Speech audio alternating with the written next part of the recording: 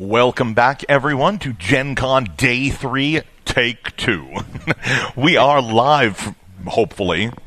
Tech team, are we live? We will find out with about a 30-second delay. Sounds good. We'll find out in a moment. But hopefully we are live from GenCon, the Catalyst Game Lab streaming booth right outside of Exhibit Hall D. Once again, I am Michael Ciravella, your events manager. I am here with Jesse K of Fox Network. We're having some fun up here, and we've got another fun day of streaming for you. So we really appreciate it. We're going to dive into the schedule in just a moment. Once we have verified we're actually going out to the world and not just our fans out here, which is lovely. I am seeing us, and I'm getting reports that they are hearing us. Yes, thank you all. We appreciate it. We couldn't do this without the fans. Jesse, you were telling me a little bit before we got so rudely cut off before. How's your convention been so far? Oh, the convention's been phenomenal. I mean, we've been here having everybody on, seeing all the creators, all the personalities behind not just BattleTech, but behind Quincy stuff, and the other RPG stuff. Finally got to see RuneFire. Nice. Also been helping with seeing the fans, seeing everyone just the lineups for the core box and for some of those loose minis. And forgive me if some of this did make it to the stream before, but I did promise a friend I'd mention it.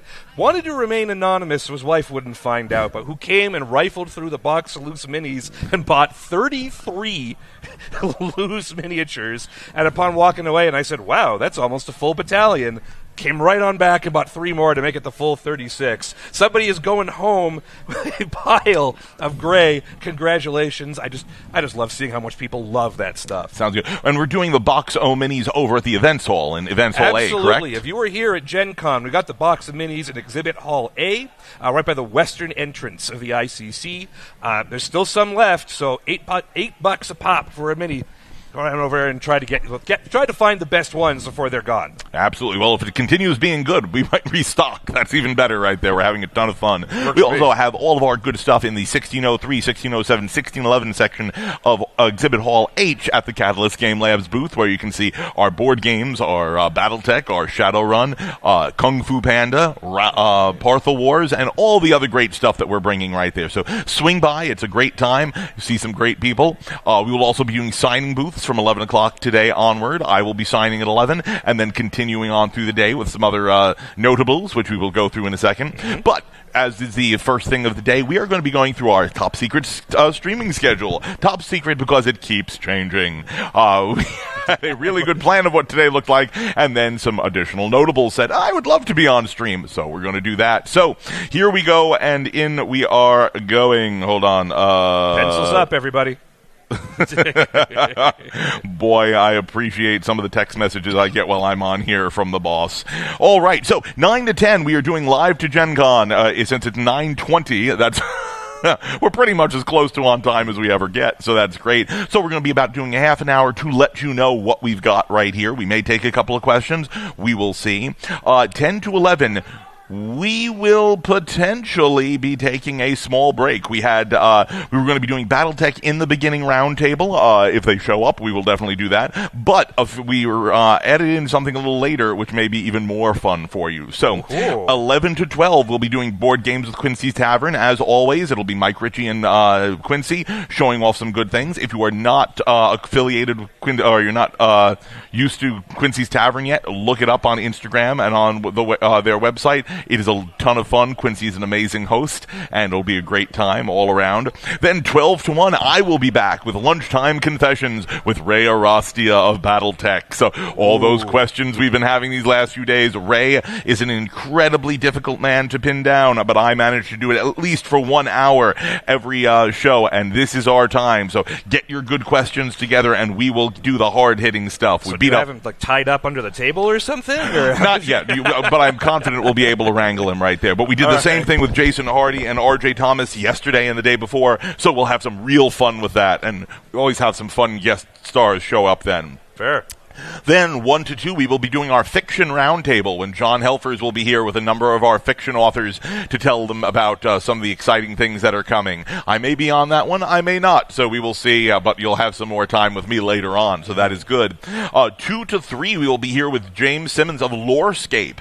A few days ago, we put out our brand new terrain set for Classic BattleTech is going to be shown off right there, so we'll show you the Lorescape stuff. Randall Bills will be showing things off off with James, so that will be nice and exciting. It is an amazing, amazing new set, so I'm excited to show it to you. Then 3 to 4, we will have two of our great authors here to show off. I believe it's going to be Timothy Zahn and Michael Stackpole. Oh, you got Zahn on here. That is the plan. And apparently Clan Jade Falcon, which is also great. All things are good. But yes, that is currently the plan right now. I don't know for sure if that's been confirmed, but I'm just going to say it anyway and claim it's happening. That's always how this works. Best and brightest. So 3 to 4, see two of our classic writers of both BattleTech and Star Wars fame and enjoy and all of that goodness. Throughout the day, too, we will be doing some signings, which we'll get back to in a second. 4 to 5, we'll also be back with the Industry Leader Roundtable with Lauren Coleman. That was huge yesterday. We had some of our great guests right there. They really hit some hard-hitting issues of the industry, and nobody pulls their punches on that one. So you really should be watching. If you've not seen yesterday's, take a peek. And today we'll have some even more entertaining topics. So that is good. Then 5 to 6, the Catalyst Fireside Chat. Hopefully I will be back with Bryn Bills talking about Leviathans, which is always fun and exciting. So we've been selling really great at the convention. We've been restocking again and again. This is our first year where we've had this stuff out for some time. So people are really able to enjoy some of the events. And it's really exciting for us. And then 6 to 9, Quincy will be back with a celebrity live play, or a live play. What exactly is going to be on there, I do not know, but he will tell me. And that will be exciting. He always loves to surprise me at those good times. So we'll let you know a little bit more when I know. But once again, at 9 o'clock in the morning, I'm lucky if everyone is awake and moving. So I'm one of the few early birds out and about right here. So that is great. Switching over, we are going to look at the signing schedule to see what we're looking at. Now, this may have changed a little bit, ladies and gentlemen. I know there have been some adjustments, but we will go with what we're looking at right now. If there are any changes, please feel free to stop by the Catalyst booth 1603, 1607, 1611 so you can pop in right there and see the updated schedule. It is up there. Today, 11 to 12, we have Michael Ciravella and Brian Young, which will be a ton of fun. 12 to 1, we will have Quincy, which is really exciting. So while we're doing the hard-hitting work with Ray Arostia, you can see Quincy at the signing booth and have some fun. 1 to 2 p.m., Aaron Rosenberg and Jason Hardy. 2 to 3 p.m., we have Michael Stackpole and Tim Zahn, so that works out really well. Let me just make sure that didn't cross over with what we were doing here. It shouldn't have. Nope, so we should be taking them from one to the other, just hijacking them and moving them over here, which is really cool. Then 3 to 4, Travis Deverell is back, Shirtaloon of He Who Fights with Monsters. We had a huge line yesterday for his signing. We have books on sale there. It is a great time. If you've not met him or read He Who Fights with Monsters yet, which we're doing a brand new RPG for, you should definitely come out. I believe they did the RPG alpha play last night, so that should be on last night's stream. That is very exciting. I can't wait to watch it myself, but let me know how it goes. Then 4 to 5 p.m., Jason Hardy is back with James Kirtley. And 5 to 6, we have Jason Hansa and Craig Reed Jr., so that will be really exciting. Tomorrow we have Travis back, we have Randall back, we have Tim Zahn back, Quincy, Mike Stackpole, Brian Young, Jen Brozek, and Phil Lee. We've got a fantastic line of people for you to sign with. And once again, if you miss them at the signing booth, please come to the Catalyst Game Lab booth. They can usually track one of us down and find the time for us to sign your stuff. We want to do that. We love to do that. It is our honor and our pleasure. I especially have been told repeatedly that I am the one who always disappears for a little while, so people need to tackle me around the corner. But if you see me up here, if you've got a quick moment, I am happy to sign your book, happy to do it, and we love you. So that is good. That is kind of where we are. We're at 9:30. Which is awesome. That is, awesome. Okay, so I'm getting some great messages. This is an exciting morning for us all. So this is cool. All right, go through and try to find some questions while you're sorting through everything. Let me know if you've got any questions. If not, we will cut relatively early, and that is all good. But I'll hit you with this one, Mike. Chris Merwin wants to say thanks for sharing your Catalyst journey with everyone. It's inspiring. Wants to follow in your footsteps. You don't have to look so shocked. Chris Merwin is an amazing, amazing agent. I really appreciate all he does. Not to mention his cosplays.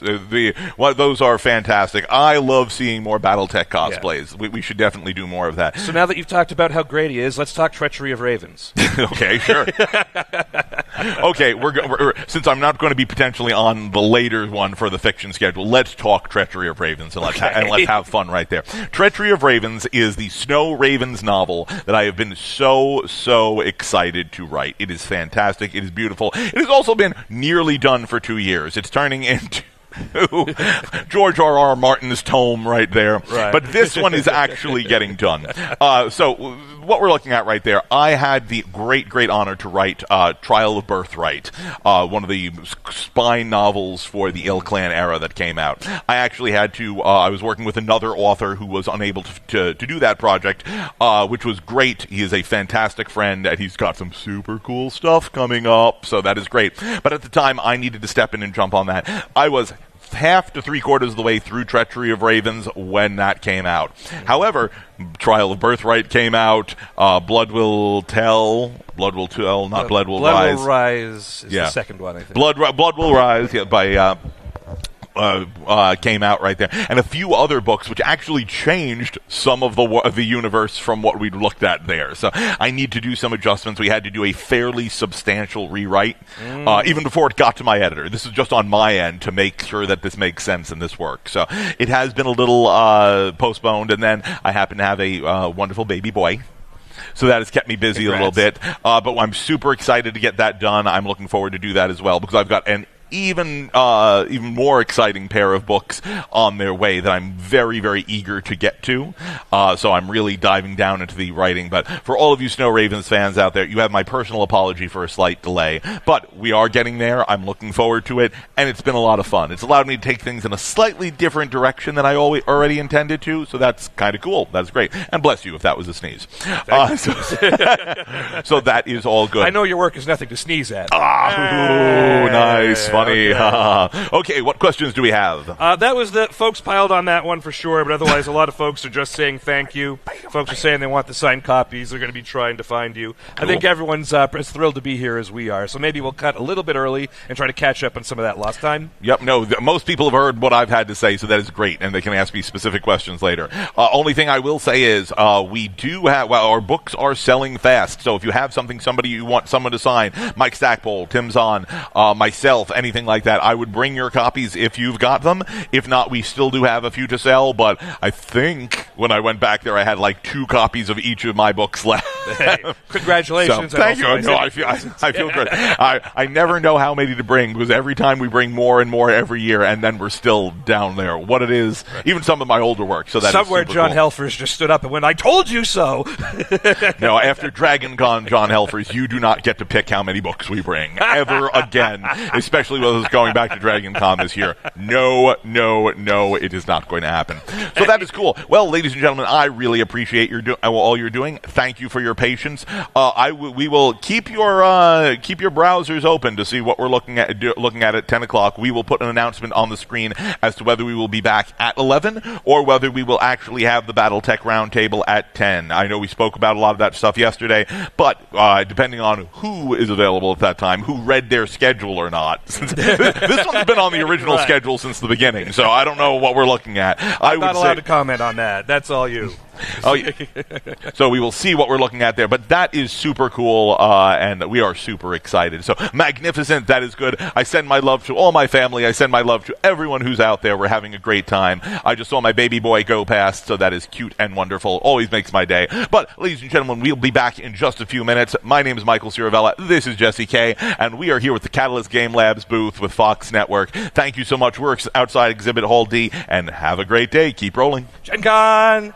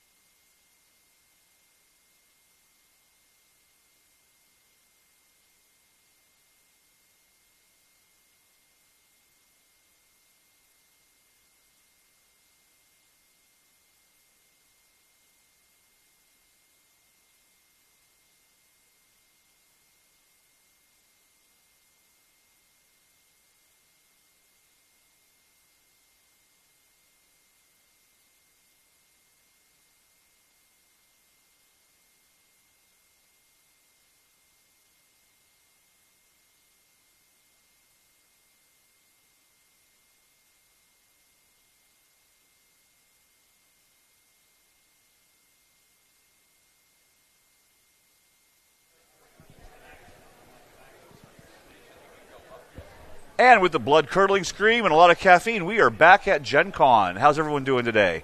I am sitting here with our guest, our Catalyst guest of honor that we brought in from a new license, Travis Deverell, the author of He Who Fights with Monsters.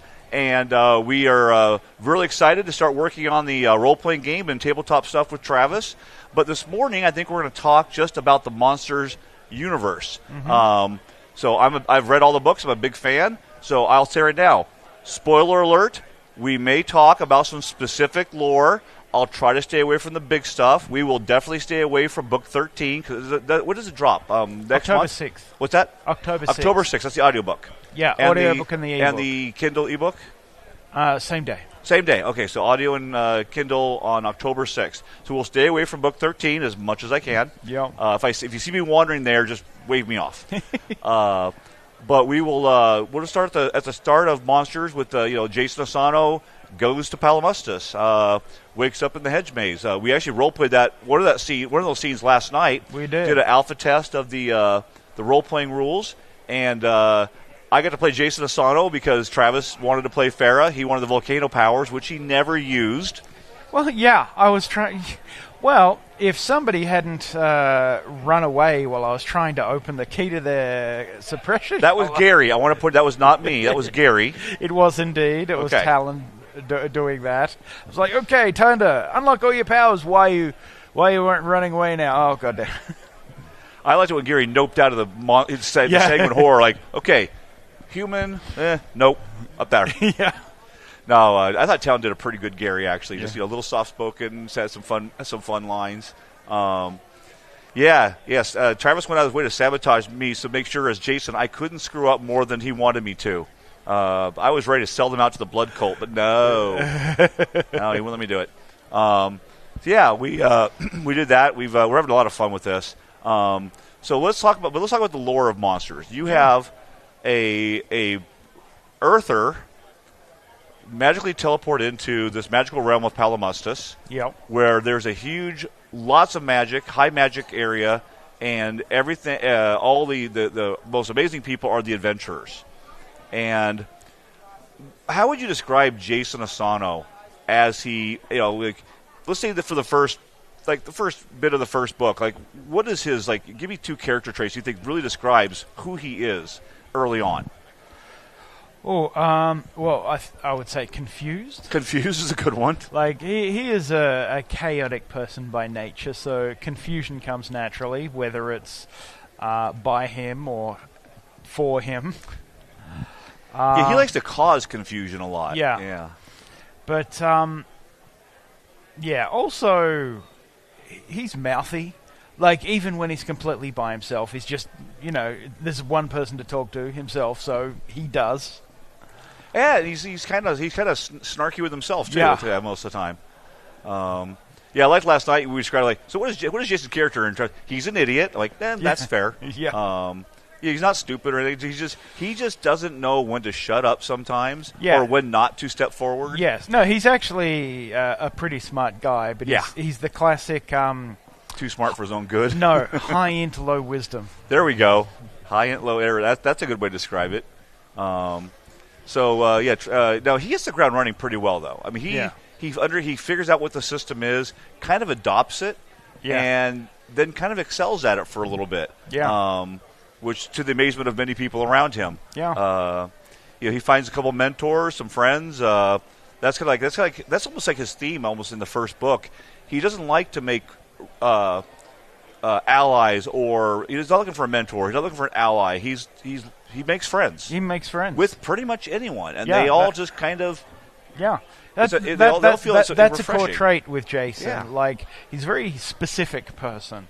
So both readers and characters in the book alike tend to either gravitate towards him quite a lot or reject him quite want to punch him in the face yeah. quite a lot. Yeah.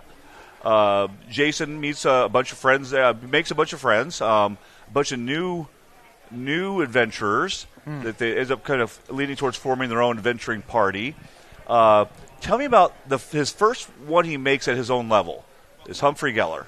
Yeah. Tell me what your thought was for Humphrey. Like you were bringing, you had him just sitting on a bench in the Adventure Society. Did you know did you have all of Humphrey's character traits kind of penned out? He was going to be who he was? Yeah. What were you looking for with that? Humphrey's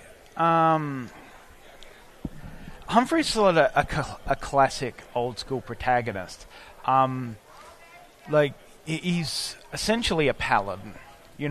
He's lawful good. He's upright. He's decent. He's kind. He's also he's also one of your 2 or 3 classic straight man. Straight meaning like he's the guy that sets up the joke. Yeah. Because he's just not always quick on the uptake. Yeah. Because he's a very straightforward person. He's very up and down, and very much a mama's boy. Yes, he's very much a mama's boy. But he's also sort of essential as a pillar to the group. Because Jason's group that he forms around him is a bunch of very eclectic and often strange characters. There's, varying levels of moral ambiguity involved. That's a good way to put it. It's a group who are ultimately good people deep down. It's a question of how deep down. Or how they get there. I mean, or how they get there, yeah. And Humphrey, Humphrey is sort of a classic protagonist in it. He is the leader of the group. Yes. Jason's not. Jason's too flaky to be reliable in that position. And that's ultimately what I wanted from Humphrey. I wanted a reliable figure. Yeah, but Jason, I mean, what I love about their team is whoever needs to be in charge at the moment is, and they just roll with it. Sometimes it's Jason. When Jason steps up and starts, leading them down what might be a pretty dangerous path, they're all right behind him. Yeah. And if Humphrey says, stop, we're going this way, they're all right by him. Yeah, and then Sophie or Belinda.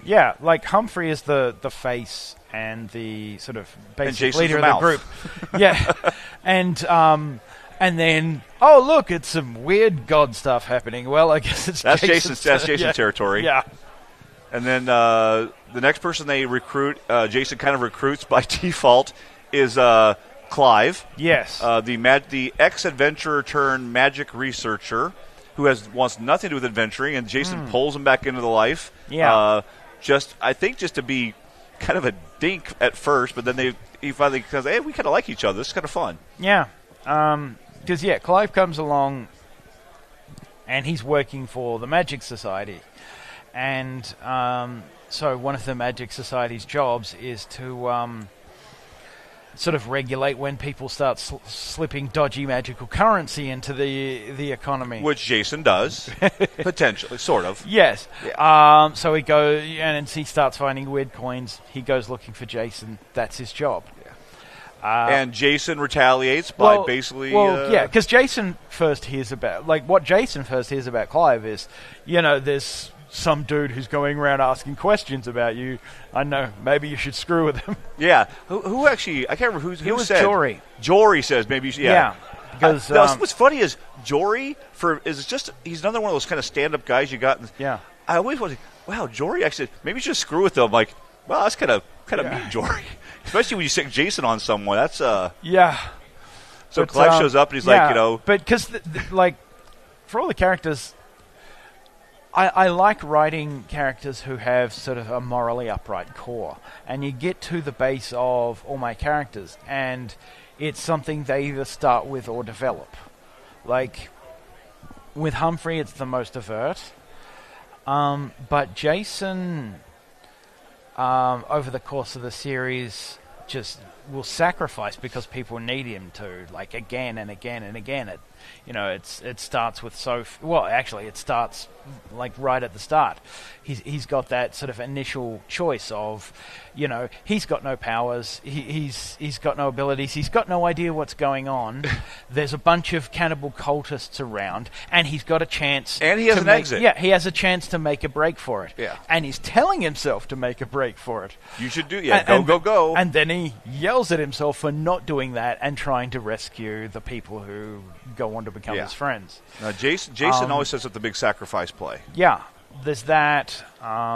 There's, sort of throwing himself under the bus with some very powerful political figures to help Sophie. And he ends up paying the price of that. He gets captured and tortured pretty badly. That's the fourth person they they bring is Sophie's before Neil, right?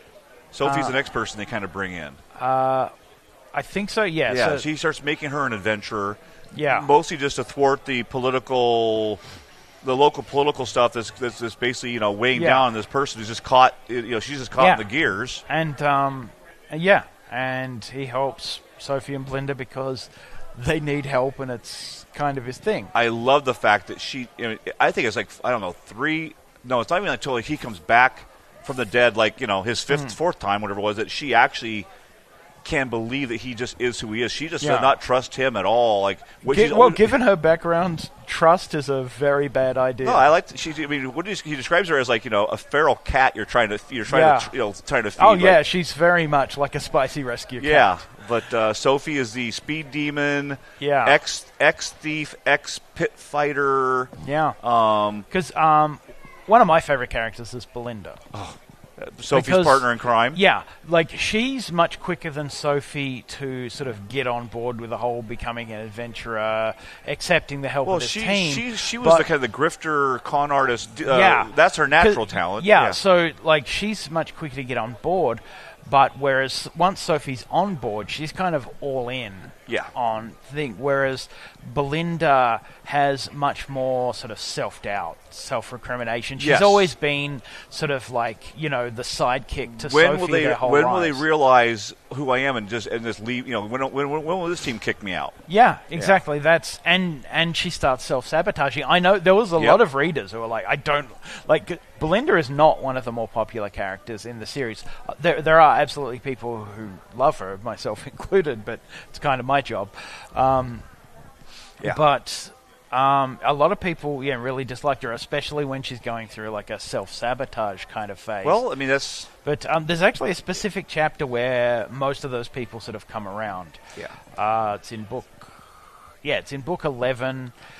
She's isolated, she's alone, she's trying to figure out this thing, and we get a lot of sort of backstory that explains, why she is. But it also gave her a moment to shine as a character, because she was always the tag along with Sophie for a while. Yeah, because she's always her whole life she's essentially been Sophie's sidekick. When they were thieves, she was the planner, while Sophie did the exciting roof jumping but stuff. She was the planner. She was the brains. And then once she joined the team. Her power set's very sort of supportive. Like she can become the second best at whatever needs to be done at She's the the time. tricksy one. And she can be tricky and supportive. But she doesn't. She's by design. She doesn't have glory moments. She sort of hides a light under a bushel the whole time because that's how she's always been as a person. And B, that's how she likes to operate. She doesn't want to be the person that gets caught. Yeah. And that sort of flows through. And that sort of bleeds into the way I've integrated power sets with characters. Like all my power sets for each character are designed to be a reflection of that character. Yeah. And what we've just described they have a theme that works with their personality and their role. And when I'm normally explaining this, I normally don't get to go into a more sophisticated a version of that, like with Belinda, because it's easy to explain with like Humphrey, because Humphrey's basically a paladin, so he acts and he fights like a paladin. Pretty much. Sophie is elusive and hard to pin down. That's exactly what her powers do. But it's it's a lot more nuanced with Belinda. And that's actually one of the things I love about her. She's probably got the most complicated power set of the bunch. Well, she's also, maybe after Jason, one of the more complicated characters on the team. Complicated meaning she's got real damage and she's figuring it out and she's coming to terms with it over a long period of time. Yeah, because Sophie's damage is very sort of upfront with who she is. And she has to work through that before she can really get on board with being with a team. But once she's done that, she's largely good. Like, she's found a purpose, and then it's about pursuing that, not sort of overcoming a baggage. Whereas Belinda gets on board easier, but she's still carrying a lot of baggage around with her. I always looked at Sophie spent a lifetime getting in people's faces, including herself, where Belinda spent a lifetime of trying to look at one foot out the door, looking for that escape route, including from herself. Yeah. And so she had to come to terms with that. That was a kind of a powerful moment for her. Yeah. And that a lot of that culminates when the characters are sort of reaching gold rank, and the progression of power sort of transitions from just raw hitting monsters and getting XP, sort of D&D style, to a more sort of cultivation novelty, coming to terms with who you are and who you're going to be. That's sort of the motif of the last arc of the book, sort of starting with as they hit gold rank and go into the end game of the series.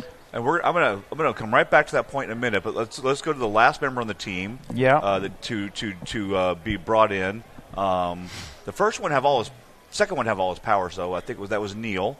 Yeah. Of the original team. Of the original team, yeah. Neil ended up with a very interesting. As he was part of the Thadwick crew, offsider, but he was always like he seemed like the quiet, suffering guy with Thadwick. Yeah. And then Jason, the way Jason brings him in, I wasn't sure if it's just Jason kind of infected him with his level of or Neil just kind of finally got to step out and just be who he was going to be, which he didn't get to do before. Yeah, because Neil starts the series in a team with the biggest idiot in the series. He's ultimately a minor antagonist who he couldn't talk about because he had the other guy had all the power. Yeah, and so it was Neil and Neil's friend and this idiot. Who is, the young master of a powerful family that both of their families worked for.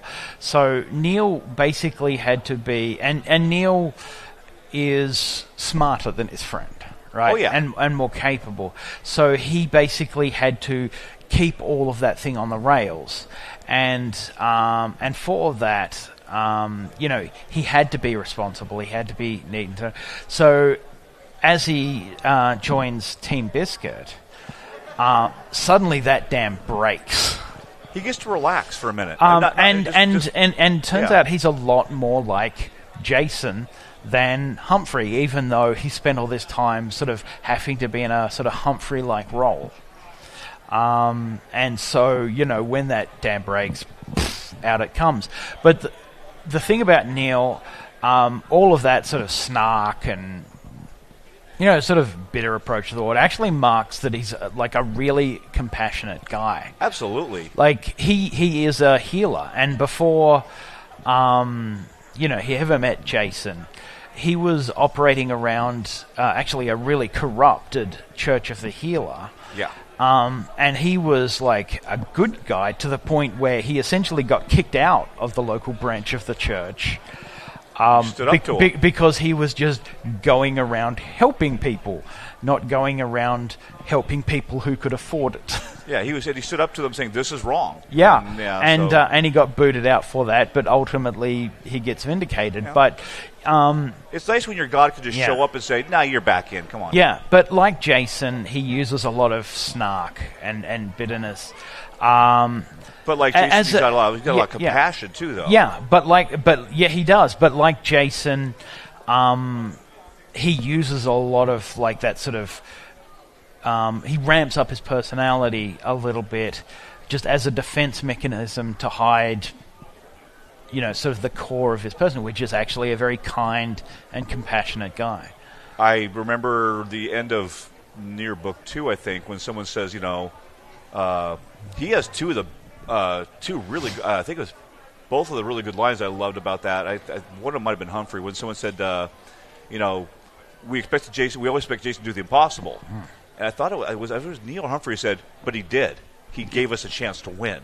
Yeah, I think that might have been Neil. And they definitely was the second person when when you really see into Neil who he is. Yeah, is when someone says, "You guys did everything. You did all you could." And he said, "Yeah, easy for you to say. You're not the one supposed to keep him alive." Yeah, and that really hurt Neil. Yeah, big time. Neil. He's another character that I really love. Yeah. Because he and Jason are both snarkers. Oh yeah. So they bounce off each other quite a lot. A lot. But I love putting in those sort of little moments of sincerity that, especially Neil tends to get thrown by. Yeah, Neil's always waiting for that Jason to say something really dickish. I'm waiting for this the second hand comment. And then it doesn't come, and it's like, oh, I'm not sure how to handle this. I love that because Neil and Humphrey, because Neil has that experience of being sort of more Humphrey-like. Yes. So, behind all the snark and the thing that he still has, he's still like that compassionate, responsible guy. So Humphrey and Neil are the two anchors of the team that let everyone else be a lot more flighty and mad. And, because, teams have tanks, classic tank, healer, DPS. But their tank isn't a stand still in front of the party with a big shield. Theirs is fast and moves around and stuff. Brawler. Which is great for certain things, but when you just need someone to stand in front of the big thing, that's not where Sophie excels. And Neil and Humphrey... sorry, that's sort of reflective of the rest of the team. Yeah. Clive is a glass cannon. Jason is usually sneaking around, just slowly murdering everybody in the town. So he's not he's with evil powers, right? Yeah. But he's great at sneaking around, spreading damage all over the place. But in terms of standing with the team and just getting the job done, the team as a whole is actually pretty bad at that. They work a lot better when they're adapting to the weird stuff. That's where they excel. So Humphrey and Neil are the two characters who both in mindset and power set are sort of very traditional, very grounded. So they're sort of the anchors of the team. Sort of both, literally and metaphorically. Yeah, no, you bring this... Humphrey was the foundation that they could build a team around. Yeah, Jason very explicitly built the team around him. Hey, this is the famous guy who everyone knows is good. But Jason brings in pretty much every character. Yeah. To build around Humphrey. Which is why they're all widows, but yes. Yeah, but Jason has a way of finding people that are exceptional. But they're not quietly exceptional till they get a chance to shine. Yeah, I think they're exceptional but overlooked. Right, and when they come together, they make that fun kind of team of what look like should be a team of misfits. But when they start gelling, there's works. Nothing they can't do. Yeah. So that was that's because I deliberately contrast them at one point with another team that they operate with a while, and this other team, I think I called them Team Worksaw because I wanted a very sort of blue-collary sounding team name versus Team Biscuit, who are a bunch of loons. And I wanted to contrast what a team that just sort of is the standard, gets the job done look like, and they are effective at doing standard adventurer jobs, right? So, because, the Adventure Society is give jobs to adventurers, usually kill a monster. The adventurers go out and kill the monster.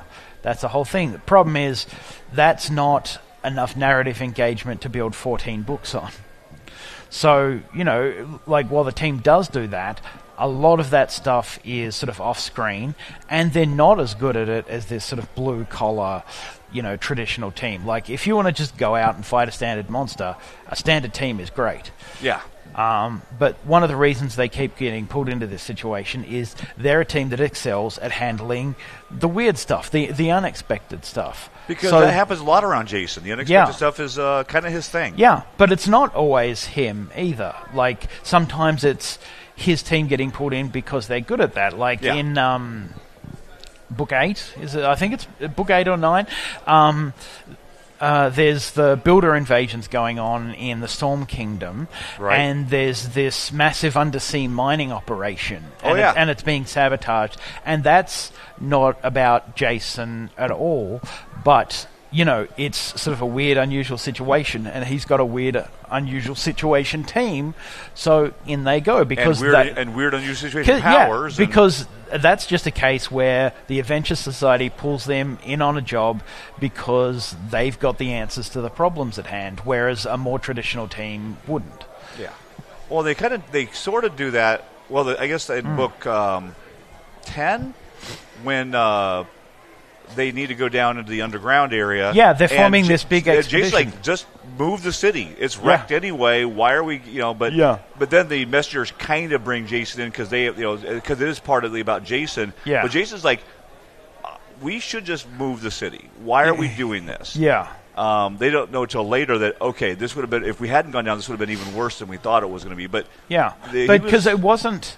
Like, there's something down there Jason wants, but the events going on aren't about Jason. In fact, they the messengers would have rather keep Jason the hell out of it, except now they need him to do certain things. But Jason was on the edge of saying, we don't have to do this. Yeah, but it is always fun when bad guys need something from the protagonist. Yes. Or the protagonist needs something from the bad guy. So, yeah, like, I think that was also the place one of my favorite secondary characters showed up, which was Marcus, the other Leonid, Marcus I forget the specific name, but the dude from the Adventure Society. Yeah, he was fun.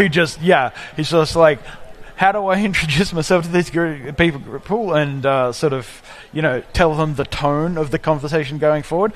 I'm just going to immediately bury an axe in a guy's head. Yeah, he's powerful. He'll heal. And I like Mark. He's bombastic. He's over the top and just can't. Well, he's like, no. Yeah. Like, would you regret your choices? Oh no, violence is the best. He's pretty much at home with who he is. Yeah, Marcus was fun. Yeah, I love that about Leonid characters. They are very sort of bombastic, and they're the kind of people who get along with Jason very well. Yes, because they're very intense. They're very intense when they're active, then they're very intense when they're being lazy. Yeah, in fact, I think that guy does get on with Jason pretty much immediately. Yeah, Jason, but Jason, he actually, I think he recognizes that this is someone that not only should we be nice to. Marcus kind of gets it. Jason understands what being a hero is, what being an adventurer is. Jason's a little standoffish at that point because he's been burned way too many times. Yeah. It's not until Jason comes back up that he and Marcus had that moment where Marcus gets to thank him for everything he's been doing. Yeah, but because that is sort of the part of the story where sort of the world at large starts to realize that Jason isn't some sort of weird anomaly that needs to be pushed down. He's going to be a thing. And they need to accept and adapt to that. They try to make him sort of lay low for a while. That never works. No, that never works. No, one of my favorite lines in the whole series is when he's just introducing himself and it's like, "Hi, I'm John. It's not a fake name. Not a fake name at all." He was so bad at that. I know. He was so bad at that. I love that sequence a lot. Yeah. Yeah. Everyone around us is shaking their head like, oh, this is not going to work. Why did someone say this wasn't going to work? Neil's like, I said it wasn't going to work from the start. I was like, I want to point this out. Yes, Neil is quietly. Actually, another line of Neil's that I love. I don't even remember which book it's from. But it might be near the end of book 3, but there's some great big, horrible, ridiculous fight that they'd almost certainly lose, and they typically just charge into those anyway because of Jason. And they talk about it, and they decide not to. And he's like, yay! Did we just choose to do the sensible thing? Yeah, we just did the sensible thing. Did we just do that? Yay, team! Oh, yeah. Again, it's great characters, great secondary characters. Jason, and just, that Jason will do what he does to save the day. I said earlier, like, after Jason dies, that was not really... It's hard to say that's a spoiler. Yeah. Because Jason dies right before the story even starts. Yeah, he dies right before the start of book 1. He doesn't even realize he's died. Yeah, he wakes up in his second life and doesn't even know it yet. Like, yeah, dying is kind of his thing. Yeah. Or almost dying, or sort of dying is kind of his thing. Like, how many times he actually dies? 4, I think, is his... What's that? That's by about 7. Yeah, except then he has that sort of soul world that he gets created, and he dies like 100,000 times. Well, there's that too. Yeah, it's like, but that it doesn't exactly count. But yeah. Well, again, finding those loopholes in the cosmos is another one thing that's kind of his thing. Yeah. But so we got this weird team in a high magic world, being involved in things that are so over their heads. Yeah. Powerful, much more powerful characters, gods, great astral beings, diamond rankers, and they are in a sink or swim mentality from book 2. Book 1 is kind of like the introduction. I'm not sure that Jason has quite been. Does he get? Basically, I think it's book 3. Like they go to the site that was originally the Reaper trials, and suddenly what's meant to be a training exercise becomes, we need to stop this interdimensional invasion from happening like 3 days from now. Yeah, that's where he faces his first true cosmic challenge with the Builder. And it sort of goes from there. He winds up back on Earth, and all of a sudden, he's at a higher power scale relatively than he's been before, but also there's a lot of stuff going on that he had no idea was going on, and there's like the people who should be dealing with all this stuff just aren't. They're because they're essentially corporations, so they focus on self-interest. Promoting their own interests and power. But even in book 1, he's pissing off the powerful people. Yeah, but that's just because he's a turd. The director of the Magic Society, the director of the Adventure Society, and I think even Clive points it out. Like Jason, if you're gonna live in this world, you gotta look at who you're making mad. Directors. You're challenging. You're almost like challenging gods in the street. And Jason's comment is, but imagine how it's going to look when I win. Sort of like when you say. That's the thing about Jason. Is like at some point you got to bend. It's like, no, I was more thinking I just got to get powerful enough that everybody else has to bend. Well, and then one of my favorite supporting characters, Shade. Yeah. Shade ends up being like also one of those kind of mentor characters as well as one of the most loyal, subservient characters. Shade loves what he is, loves what he does, what he is. He has no problem being a familiar to Jason Asano, but also a teacher for Jason. Yeah, because he's an ancient creature who's been a familiar to many thousands, summoners. Maybe of powerful essence users. But I think I can't remember. I'm trying to remember what one book where someone says, "Well, how is this fair?" And Shade's like, "The cosmos isn't fair." Yeah. And Jason says, "But it should be." Yeah. And Jason and Shade, without because almost like waving a flag at a bull, Shade says, "If you don't like the way the cosmos works, Mr. Asano, all you need is more power." And I was like, "This is an ancient being saying, if you don't like the way it works, get powerful enough to change the entire cosmos." Shade basically said it's possible. Yeah. That nothing is out of reach. All it requires is enough power. Yeah, because and that's probably the most wish fulfillment-y thing about my story and a lot of lit RPG is that they are ultimately like actual meritocracies. When you've got a lit RPG system, it won't let you down. Like if it's a fair system, like a balanced system where it won't let you down, where if you put in the work, you will reap the rewards. And that's because there's a lot of wish fulfillment in fantasy, and especially lit RPG. I think that gets overlooked as possibly the most wish fulfillment-y thing. But it's never free. No, there's always that price you have to be, and I think they say it very clearly.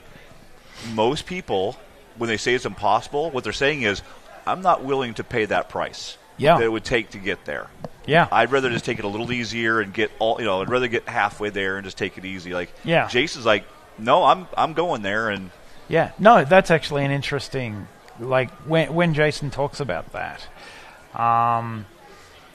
I've seen a clip of Jeff Hayes, the narrator of Dungeon Crawler Carl, actually streaming that passage, like Jason's sort of the willingness to do the impossible speech as Carl. I think it was an audience request or something.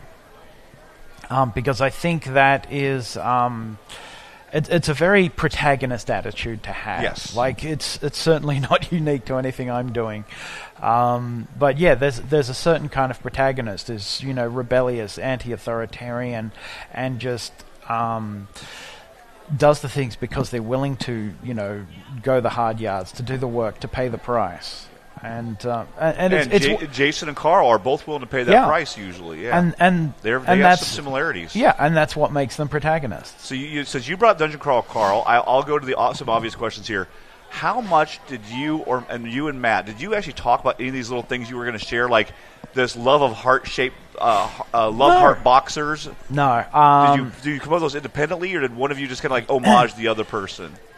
There's actually a lot of homage in Lit RPG. Like, it's a very tight community. It's a very friendly community. It's why I love Lit RPG. I've seen that. So, we just play around. Like, there's lots of references, because DCC and My Stories are the biggest ones in the genre, so we both get referenced a lot. Oh, I've seen the hidden references, definitely. But it's also fun to just reference Lit RPG authors. Like, I've made references to Carl. I've made references to Beware of Chicken. I've made references to Chrysalis and Heretical Fishing, because these are all stories that I love. Yeah. But yeah, there's a point where Dinnerman and I have been sort of making some references back and forward. But I first met Dinnerman 2024, I think. So we'd both been sort of pretty big in the Lit RPG space by that point, but I didn't meet him until sort of the launch event for his first hardcover. Okay. Well, I've seen the references back and forth. Yeah. It's like the foundation. In both characters in book one, they're both running around eventually with love heart boxers on. Because that's obviously one of the visual icons of Carl. Yeah. But Jason. Jason runs around in them like basically once in book 6. A couple times, whenever he's in such a fat battle where something's powerful enough to just blast his clothes off. He's learnt that he needs to magically reinforce his underpants, so he's got at least some modesty left in these situations. Jason has a problem with keeping his pants on. Yeah, that doesn't come out right. Jason. Yeah. I love the fact there's always those openings like, and I need pants again. Yeah. This time I'll have pants. I'm warning you now. This time I'm going to have pants. Yeah. Yeah, he literally warns one of the most powerful entities in creation. It's like, well, I didn't have pants, but next time I'm going to have pants. And the next time he does have pants, and yeah. And then he warns, just so you know, I warned you. This time I have pants. Yeah. The running gags, you do them so well. You've got several of them, in fact. The pants issues. Yeah. The Clive's wife. Yeah. Joke that just takes on its own. Yeah. Neil actually being like this super buff dude who just looks chubby because his aunt keeps sending these horrible clothes. And then that's the one where you combine the Neil's clothing issue with the Clive's wife joke, which was, of course, laugh out loud hilarious. Yeah. The Jason's everything is kind of my thing, like Yeah. Yeah, just like great cosmic or vast cosmic powers are kind of my thing, and coming back from the dead is kind of my thing. Yeah, no, actually, because for the hardcovers, I'm doing bonus stories one for each of the hardcovers, and book 2 comes out in September, and it's got one that has the sort of the origin story of Neil's aunt sending him horrifying clothes. Yeah, nice. Yeah, but most of it is actually set on the eel farm where Clive grew up. Because, Clive, like me, comes from a sort of very rural, non-educational background and sort of shifted towards a more academic one because, it wasn't a place he really fit. So I like that about Clive. Yeah. No, but yeah, Clive is a character who actually gets some of the it's not that he gets no character development, but he doesn't have sort of the deep-seated issues. He has a few, like, right at the start. Like, when we meet Clive, he tried to be an adventurer. He's older than the rest. I think he's the oldest member of the team. Yeah, he's in his late 20s, I think, when everyone else is in their late teens. Yeah, and so he tried to be an adventurer like a decade ago, but his mentor died, and, you know, he sort of encountered the corruption of the organization he's a part of, and, you know, he sort of shut himself down, just became this sort of research scientist, essentially, of magic. Until Jason sort of drags him kicking and screaming into the reality, and the change that brings about in Clive is, instead of like sort of shutting down in the face of those things that aggravated him, he instead starts taking them on, and eventually builds an organization that's sort of a rival to the corrupt one that he was a part of originally.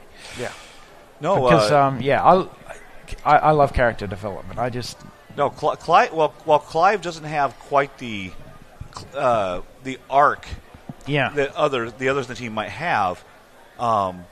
He does have such an important role to play, and his arc is a bit less about being the adventurer. He was more about what he was originally doing when Jason found him. Yeah. Jason gets to be an adventurer again, and that leads to him being the better version of what he was before Jason found him. Yeah, because so he's got that arc, but it's much different than the others. Yeah, because Clive, in a lot of cases, Clive is the one that lets them do. Like I say, Clive is the one who comes up with the plan at the end of book 3 to, you know, stop the Builder from invading the world immediately. And Humphrey is the fulcrum that the combat part of the team turns on. Clive is the fulcrum that the like Jason will have a derpy idea. Yeah. Clive is the one who has to actually figure out how to make it work. It. Yeah, he's it's kind of like he's Scotty from the Enterprise. Like, okay, I got to figure out. So I have to figure out a new magical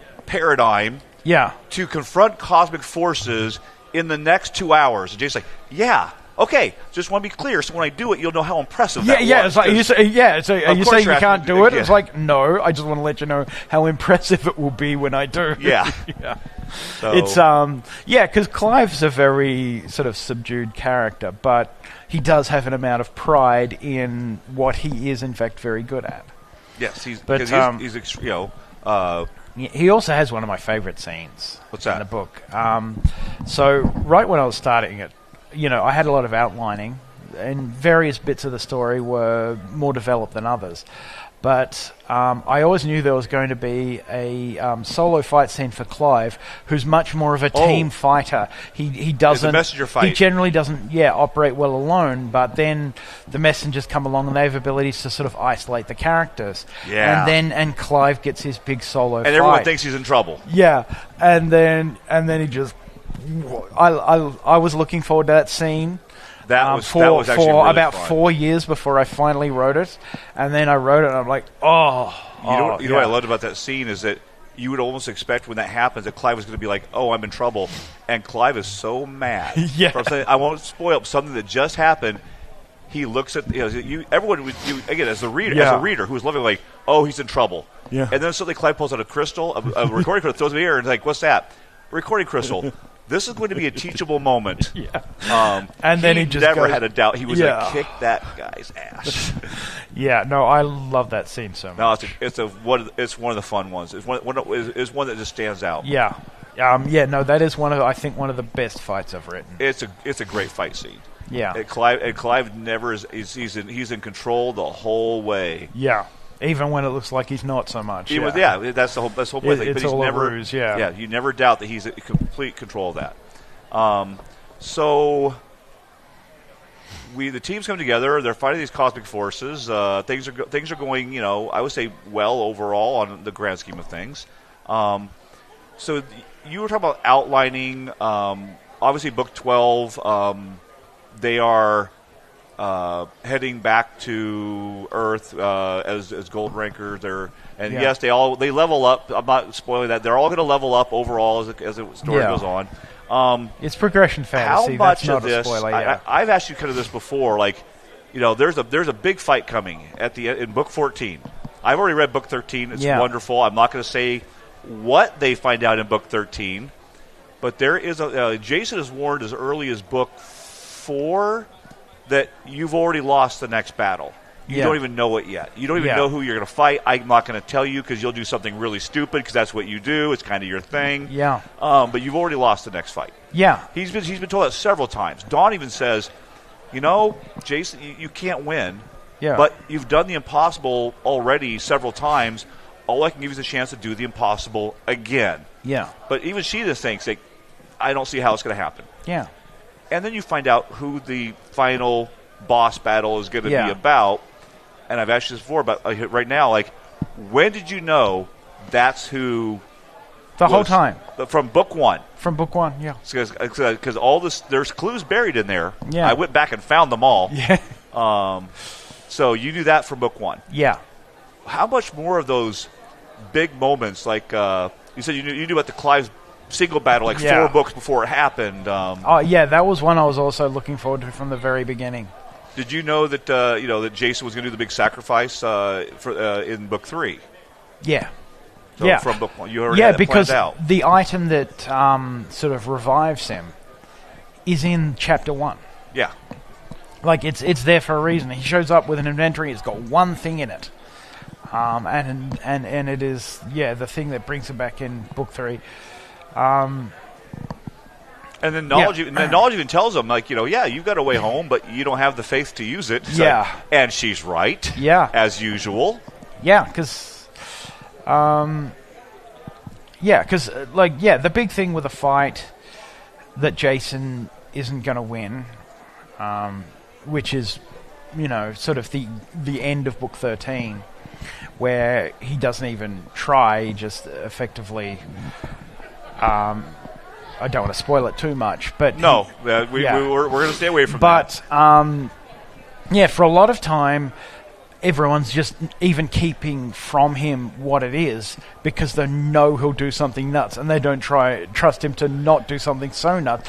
And as it reveals, we see what it is that he's up against and we see what it is he actually could theoretically do to try and stop it and how destructive him actually... Like, here's how you do the impossible thing. Please don't do the impossible thing because it's going to be way worse than actually just letting it happen. Else would be. Yeah. I love the fact that Jason, there's a couple people that know what's coming. Yeah. And they say, I know what's coming, but I'm not going to tell you. Yeah. Mr. North is one. Yeah. I think Boris may be one, and Dawn. Yeah. And one of them, Jason trusts implicitly. Yeah. Is that if Dawn says I shouldn't know, I'm not even going to look. The reason he doesn't go seeking out the answers is because he trusts someone who tells him not to. But he also trusts North, maybe because Dawn already kind of clued him in, but he doesn't hold North or Boris to the fire on this either. He's like, it's annoying you guys know and I don't, but I'm not going to look behind the curtain. Yeah. I have been warned. Yeah. And I know, and he knows himself. He's like, if someone tells me I'm probably going to make a bad decision, I'm likely going to make a bad decision. And that's a key reflection of Jason's character growth. Earlier in the season, he absolutely would have taken that gamble. Oh, yeah. Like, he's done himself quite a lot of damage taking gambles like that. But over the course of the series, he's realized that when he takes these gambles, it's not always just him that pays the price, and sometimes it's not him at all. And the people who are paying the price are paying it much worse than he has for all these incredible, insane things that seemed such cool ideas at the time. Yeah. But, there is a price and he's not always the one who pays it. So that is sort of a key character moment for him of accepting the fact that, I'm the guy that does the impossible thing, but... Sometimes I have to not because, like we were talking earlier about being willing to pay the price to do the impossible thing, but he's not willing to make other people pay the price for him to do the impossible thing. Yeah, that's the collateral damage is what really bugs him a lot. Yeah. Even collateral damage that's like almost so far out there he shouldn't be. He feels bad about that. Yeah, like he really, I think Rufus said it better. He's like just one of the most natural heroes. He's not heroic in his power set or his attitude or his tactics, but Jason is the guy who will stand in front of you because no one else can or no one else will. Yeah. every single time. Yeah. Even if he doesn't like you, it doesn't matter. Yeah. He will still do it because that's the job of the adventurers. Yeah. Book 1, it's maybe 20 chapters in. Rufus tells him exactly that. This is what an adventurer does. At the same time, he's telling Jason, this is a chance to reinvent yourself, to be who you want to be. And Jason says, okay, I'm that. And he is. Like, everything else that goes wrong, all the edging up to the darkness he does, all the opportunities to sort of lose himself. He made that decision right there. And he's had the resolve to keep it through everything. And Rufus also warned him right there, there are the days you're going to pay for these privileges we have. Yeah. And those are when you're really going to see who you are. Yeah. And Jason, eyes wide open every time. Yeah. Without trying to, so I know that you said this. Someone spoiled this in a reading or in a thing you did. But I'm going to try to avoid that. One of the key moments for Jason, in my opinion, reading it, was when he had the power to change something. Mm-hmm. He could have just forced it through. He had the courage and strength to say, this one isn't my choice. Yeah. One of my friends is in a lot of trouble. They're going to die if I don't do something. But if I do it, it may not be the best solution for my friend. And he lets his friend make that decision. And everyone else is like, how could you not? It's like, because only that other friend has been down to where Jason has been. To see that, to make that critical moment when you've already decided, this is my turn. Yeah. To stand up and do the right thing. And no one gets to take that away from me. Yeah. And Jason realizes, he could have taken that away. Yeah. Absolutely he could have. But he said, that's not what you do. Yeah. Because this is when we pay the price. Yeah. And he, like, especially from Rufus, gives him a lot of pushback on that. Oh, yeah. So, yeah, that was that final scene when they got to share was amazing. And even when that decision is made earlier, I'm really trying not to spoil that moment. But when I love that because it was like literally, again, you have a great way of finding these defining lines that will define either a character, a scene, or even a theme from like over several books. When the character says, "Who doesn't take the chance to save their friends?" And the response is from the god hero, "Someone I will never meet." Yeah. I love that. It tells you exactly not only who the character is, but you understand hero, who has only showed up in that's his first scene. Yeah. And your gods aren't these unknowable. They're not like the gods of Olympus, where like they have all the human failings and foibles, but they're also not these unknowable, all powerful. They have a personal purpose, and almost feelings for what they do, because they are the embodiment of what they're the god of. And Hero has such a great. He's both triumphant and yet kind of melancholy at the same time. Yeah, he's a really tragic figure. That's where it's like, he's such a tragic god. I loved him. And you get that interaction between the two of them was just one of my favorite interactions. Maybe in that book particularly, in one of the top ones in the whole series, I think. Because you just boiled it down to who both of them were. One of them's, and the character's not really happy about this plan, but there's no way he's not going to step up. Yeah. He never would have even considered not stepping. For all the jokes he might have made earlier about, like, we could just retire, we just go, we could just not do this. Like, because Gary, like, the character, he tries to retire. Like, he literally does. So does like, Rufus. Like, a lot of them try to retire. But after he thinks he's lost too many friends, he becomes very melancholic. He slowly sort of works his way back. But, and he's basically said, I'm retiring. I'm going to be a craftsman now. Yeah, Rufus went to be a teacher for a while. Yeah, except then the stuff happens, and he's like, I can't not go there with my friends. because that's in just the end, just the who he adventures is. will always step back up. Yeah. Every one of them. Rufus went to be a teacher for a while, then came back. Farrah's like, nope, I'm out. Yeah. There was a great. That was probably one of those scenes where you boiled it down. Like Farrah's like, I'm not adventuring anymore, Jason. But yeah, we're all going. But there was him and Clive say, yeah, Farrah was out, and Clive's yeah, but she's in now. Like why? Because Clive asked her. Yeah. And Marcus is like, what? Like just because he asked her, and like, don't you have friends, Mr. Zenora? Like, you think it's weird that I don't have a friend who's Farrah asked, that's right, Clive, you think I have a friend who's not a specialist in a magic no one knows, who will go into a situation that's almost certain death because I asked them. And they're like, yeah. Like, I need better friends. Like, right there is like, you got to think, Jason makes friends. Yes. And they will step up immediately just because a friend asked them to. And the confusion that other characters in this universe sometimes have going, why do you do this with him? Because that's what friends do.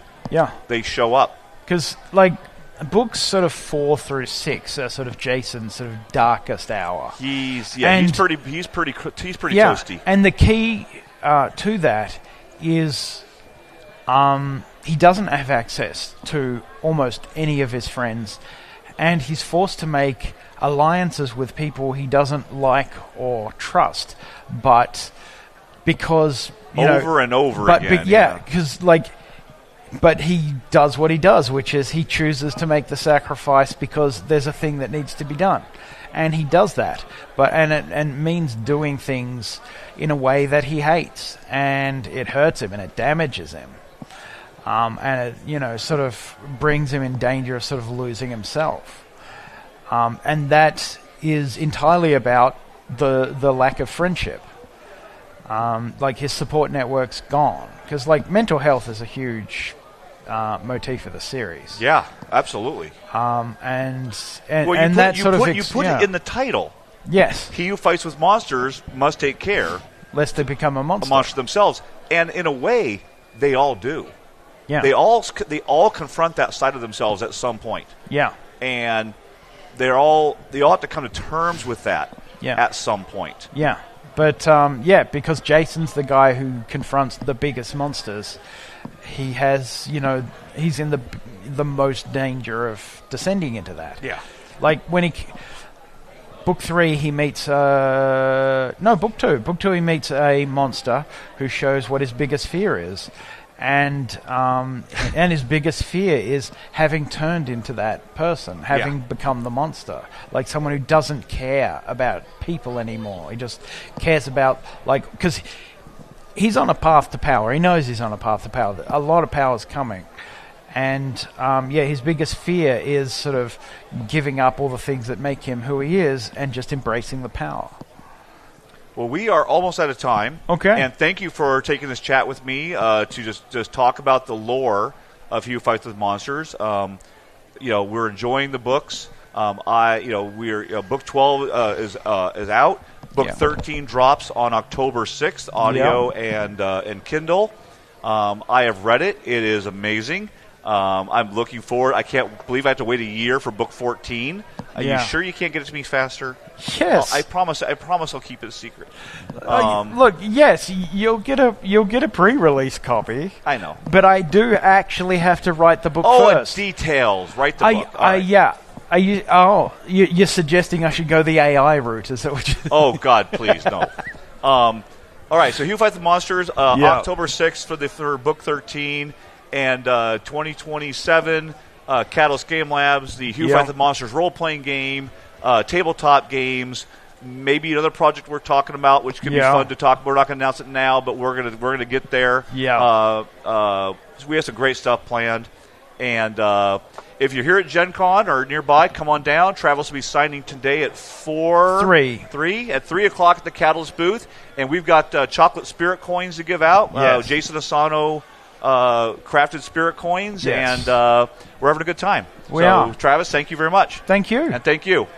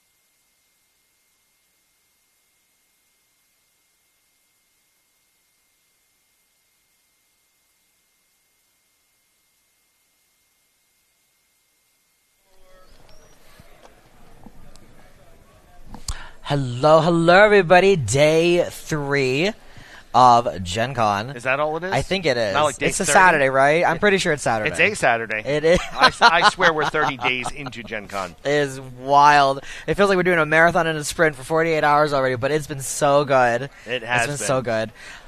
Hello, everybody. My name is Quincy with half a voice here. Welcome to Quincy and Mike's Gaming Hour. Howdy. This is Mike. I'm Mike. I'm the creative director. Wow. It's going to be a long hour. I'm the creative director for the board game division of Catalyst Game Labs. Quincy is Quincy. Hello. Of Quincy's Tavern. The internet phenomenon that he is. Hello. We're here to play some games. That's right. And, be able to sit down a little bit and actually enjoy gaming at Gen Con. I know, right? It's kind of like a cheat code. Like, it is. Oh no, we've got to go stream and do work. Crazy. What? Like Mike's like, what games are you gonna play? I'm like, ooh, I want to play the Duke. Yeah. So this is what we kind of brought here to showcase today a little bit. We have the Duke, and this is, as far as if I'm correct, like a reprint. Okay, so a little bit of history in the Duke. Catalyst Game Labs has printed and produced different iterations of the Duke over the last decade. Right? It started out as a rather high-end collector's piece with wooden tokens, wooden tiles, and so stuff. very bespoke. Very bespoke. And then there were some expansions, and then there were 2 more iterations. One was Viking-based. Okay. It was called Jarl. It actually was had the History Channel Vikings show. Oh, wow. Sponsorship. Oh, that's awesome. And then we did Centurion, and then everything's been out of print for a while now. And so when we talked about bringing it back, to bring back the bespoke level that it was 10, 12 years ago, it is now a $50 game. Right. But I still want to do that at some point. Sure. Like a deluxe edition. Everything has a deluxe edition. Everything's got a deluxe edition. That said, I want to get this into as many hands as I can. Yeah. So we made a decision to go with press board, the little punch-outs. Yeah. Now, these are thick and chunky. If They're still hefty. Yeah. If you play games at home and you punch out, the punch board coins and tokens and stuff like that, most of those are run around 1.5 millimeters thick. Sure. This is 4 millimeters thick. So over double. Yeah. So it's hefty. I mean, like you look at it. I mean, I think it looks like a cookie. But I mean, we have more if you want to eat it. But it's a good size. I mean, like for a plain piece, for what we're doing here, it's okay. Like everything doesn't need to be like wood, especially to keep the price low and make it accessible. Right. Because it's still a really fun game. Well, and that's the thing, and it allows us to. Since we know we're going with pressboard, we can play to the strengths. We can do things we couldn't do with wood, like the foil. Yeah, there's the like color. some nice like foiling on it, so you have gold on the red ones and silver on the blue, and it's just really cool. This keeps this game, which was actually one of my favorite games before I even knew anyone at Catalyst. I'd already owned it just as a fan of it. It's a good game, right? But this takes the price point down to $20. Yeah, which is amazing for much a game more of this accessible. quality. Oh, for sure. And so for sure, you're going to see it everywhere. So, but if you're unfamiliar with the Duke, we'll give you a rundown on how to play. We'll play together. This is the first time I've played against Mike. I've had a couple. I don't think we finished the game. I think we got started and we got pulled off. That's stuff. fair. So, but Mike, how do we set up the board, and what's the objective? Okay, so, objective is similar to chess. We each have a Duke, all right, and we want to capture that Duke. The most unique thing about the Duke, it's called the profile system, is that all of the tiles are double-sided. So every time I move a piece, I have to flip it over, and it has a different movement profile on the back. Right. All right? And you can always look at your tiles. There's no rule about, like, you have to have a perfect memory or anything, which is helpful. I would not succeed I would not succeed at that either. But there's a side and a B side, and you can tell by the icon in the center. Everything starts on the A side. The Duke has to go one in one of the center 2 tiles on your back rank. It doesn't matter which one. Okay. And then you have your footmen. Again, the footmen have 2 different profiles of movement. They have to go adjacent to your Duke. They can't be diagonal. Yep. So orthogonally. Yep, orthogonally. Up, down, left to right. But it's kind of however you want to start it. Sure. Yeah. On your turn, you will move one of your pieces. That can result in a capture of an opponent's piece. Sure. Doesn't always, but it can. Or you can draw a new tile from your bag. We got all sorts of different kind of characters in here. So, like, just as examples, we have, like, the marshal. There is, I know, the contestant, a wizard. And these all have, like, different ways of they can move. Like, there's the countess. I've got a pikeman. I got a blank one if you want to make your own. Which will pull those out. The sage, and then just so many different things. Alchemist in here, so it's very fantasy. Yeah, I got my alchemist too. I like that. Alchemist Yeah, buddies. so really kind of just really neat. Unique pieces. So I like to look at this one. My introduction to it was it's like chess and shogi. Yeah. Kind of had a weird baby kind of thing because you are moving. Your objective is to capture like chess. Right. But you also have the shogi variant kind of feeling of putting your pieces and then also the flipping of the piece. Right. And whatnot. So I really like it. It's really neat in a kind of a fantasy aspect. So I'm ready if you are. I'm ready. Go for it. Okay. Make your first move. Okay. You're going to make me do this, aren't you? Yeah. All right. All right, moving the footman forward. I'm going to actually move my Duke all the way over here. Okay. And switch that out. I'm going to summon a tile. All right. I have the light horse. I'm going to put that out. Okay. I will also summon a tile. And I have another footman. Okay. All right, we got a third one in there. Yeah, tiles have to, again, the summon tiles, I may have mentioned it, have to go adjacent to the Duke. So wherever the Duke is on the battlefield is where you're going to be deploying your troops. Right. They spawn there. Yep. I'm going to get a little aggressive with my footman. All right, I see you. That's not nice. I don't appreciate that. That's all right, whatever. I'm going to go ahead and put up another dude. Sure. We'll go... Very odd pieces I got right now. Go ahead. All right. I'm going to move forward. Sure. All right. Let's do...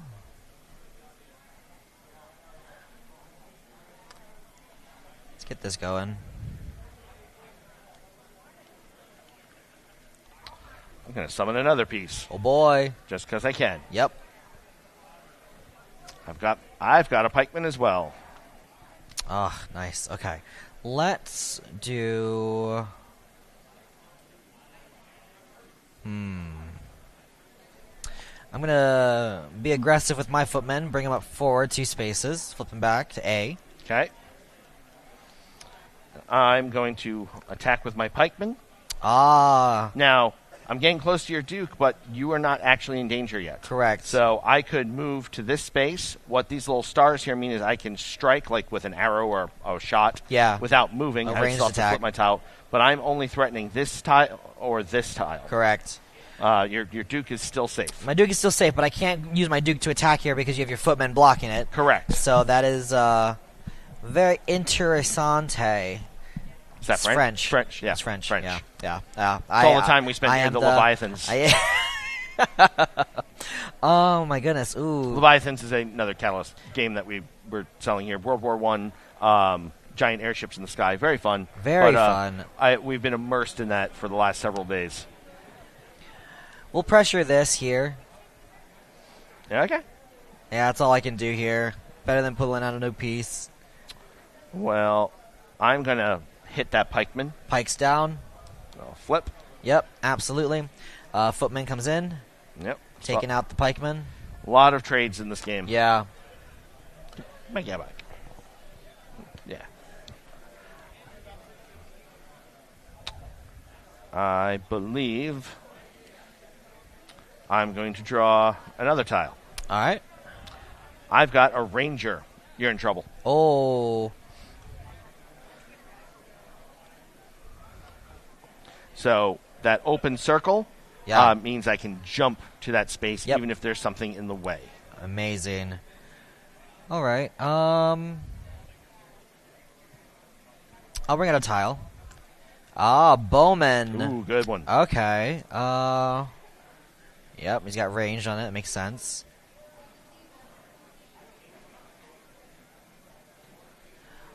We'll go here. Okay. Go for it. It's probably a good spot. I hope so. All right.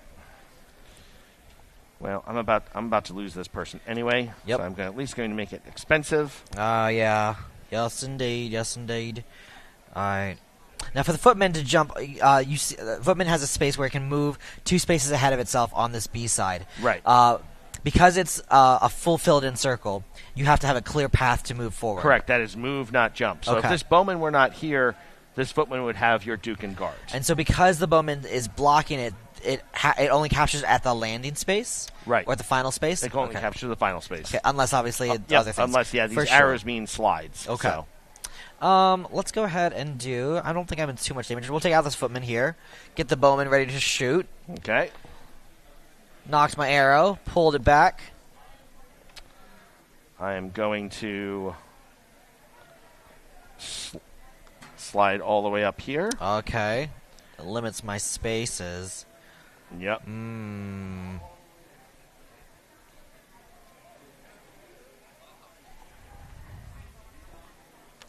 I will move over here with the footman. Yep. And put your duke in guard. Correct. I'm going to move this footman back. Yep. To capture.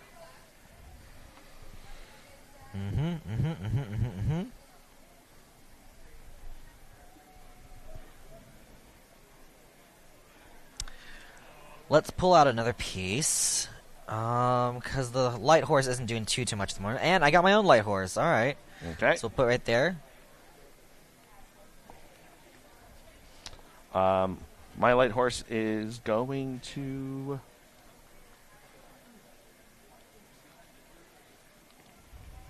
retreat, actually, to here. Okay. Yeah, that's pretty good there.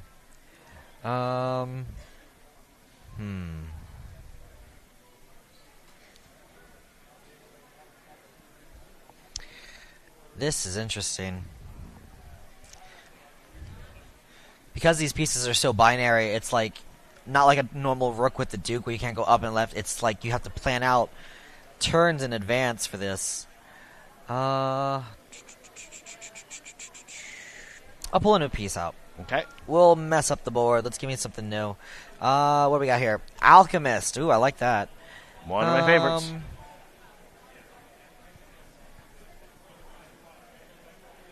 Sure. We'll go here. All right.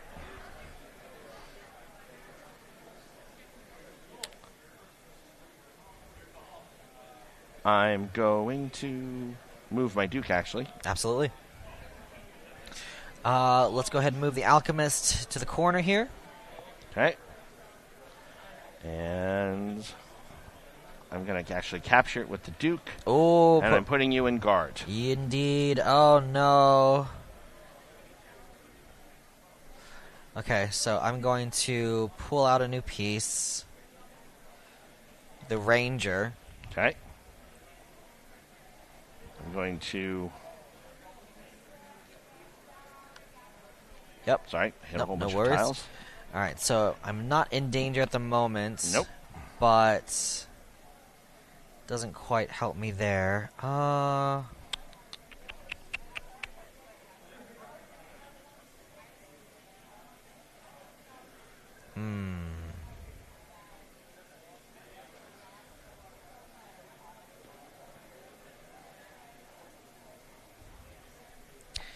get rid of the light horse here.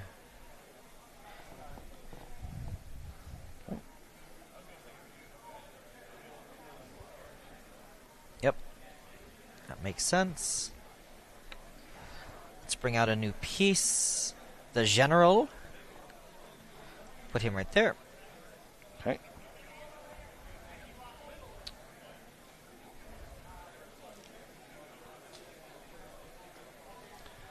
I'm going to go here and put you back in guard. Yep, indeed. Okay.